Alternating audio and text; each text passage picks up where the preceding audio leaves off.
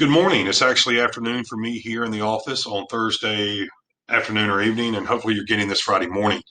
Time of the month where we send out our monthly market update to go over sales figures, Clark and Oconee County, try to see if there's any things we can infer from what the numbers tell us, if there's anything changing, or basically keep you informed. And some things are interesting, and it's difficult to tell what our market's going to do because we're all living through something we haven't seen in so many ways. So let's get started. And I really want to mainly focus on 2019 to 2021. Why 2019? Because we were pre-COVID. It was a more of a hot but normal feeling real estate market, at least at the time. And now we kind of have this perception that our market's so hot and there's so little demand, so little supply with such a high demand. Total new listings in 2019, 1,287 to 1,210, and that's for year to date through May. It's not that far apart. The under contracts were 774 and 745. So 30 unit difference, not a lot between those 2 years ago. Price differences are 324 to 280 and 287. That's a big jump. But the total amount of homes sold is at 963 and at almost 1,000. Now, what happened in the month of May in 2019 and the month of May in 2021? New listings, kind of on par, a little bit down, not a ton, 270 to 286. Prices up. Under contract, a little bit more in 2019, and then a little less in 2021. The big difference here, the one that I had to check twice, is in 2019 in the month of May, 315 homes sold versus 231, which is almost 100 in difference.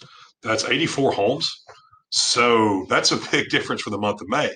Now, I will say that in 2019, April, May, June, those are really big months. And in 2021, we've sort of seen bigger months earlier in the year. So let's see about the graphs and what they tell us.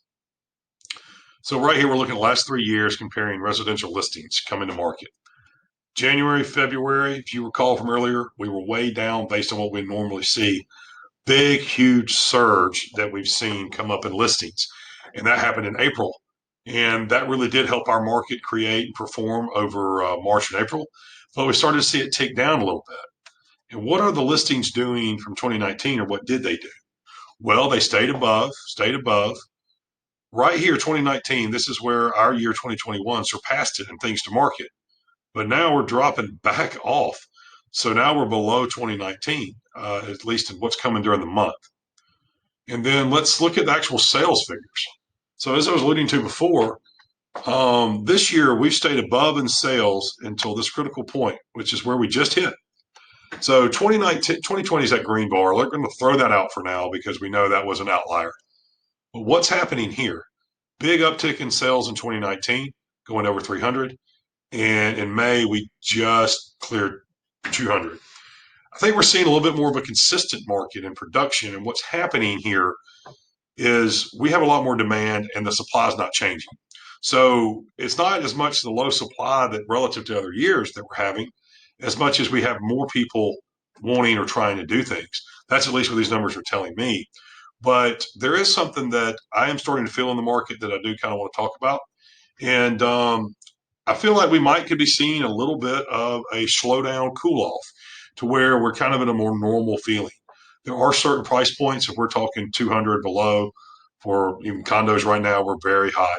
You start getting into certain price points below $500,000 for a residential house, below 300 or 250 for a residential house. Super, super fast moving. But we're starting to see some pricing not work. You can't just shoot for the moon and hope to get it.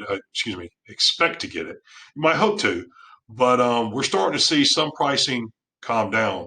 That's not universal. There are some commodities that are just really rare dirt and hard to get, so they've still gone up. I think that we could see this feel a little different by the end of the year. And, we live in a climate that things are changing so much, not even in the real estate world, but just the world in general, that things can impact it. Overall, it's still very competitive. And what I'm saying here is inventories feel like I could see it loosening up a little bit, and it's generally still going to remain low. The market is cooling, I believe. I believe that's happening, but it's still strong. I know in this office from this desk, getting ready to hopefully do a little vacation next week, had a lot of activity of people talking about listing. And this is now June. This would a lot of times be a normal time to see things already be on the market. So I feel like you could see some more inventory coming. And I hope that. I feel like a lot of people have had too much frustration. We're seeing some things in our industry that we haven't seen before. Those that have experience and are willing to adapt have really helped their clients, and those that haven't are experiencing some hardship. So we want to see things get a little normal, so our buyers and sellers can feel like they're a little bit more on an equal plane instead of everything pitted for the seller. There's one thing I wanted to talk about though, is because of how things have been, we've kind of started using new tools, doing all kind of things differently to help our clients. So many things are going to market before we put a sign up. In some cases, we are helping the buyer find it. We're going on the hunt. That's why I want to show you our new tool, which is our home buyer inventory. It's a little screenshot here. What we're trying to do is we have so many people that we have. I put a sign in the yard if you could help me find this. Or I'm trying desperately to find this house in a certain neighborhood. What can we do? Well, what we decided to do was basically reverse our inventory. Yes, we have homes, but we also have a home buyer inventory. We have well over 50 plus buyers in our small little boutique company that are qualified and ready to buy. So what we've done is we try to put it on the map and show you what we have out there. So here's a map of the Athens area. And let's just zoom in for a second and take a look at a neighborhood in the area.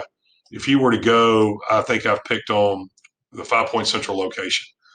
That's an area of town that we might consider walkable for some and fits a lot of needs for people. And right now we have 11 people looking, working with different agents. And right off the bat, we've only been doing this a little bit of time, but we have seen this help our clients already.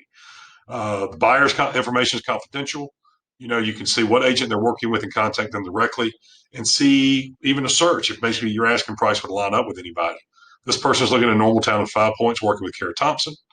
Here's somebody working with Holly DeMint, Ryan Blue, and myself, Scott Talley. So this is an example of some of the things we're doing differently that are working to help our buyers and our sellers kind of come together in a very crazy time. So glad to get this done today. I think our market is strong. Interest rates have still remain low. I do expect us to see a little calm down. I wouldn't say that the storm is over for the craziness of the market, but maybe you can slow things down a little bit and feel like instead of 13 offers on that house, maybe you'll just be dealing with 3. Have a great Friday. Enjoy your weekend, and always reach out to us if you have any questions or need any help getting a plan together. Have a great week.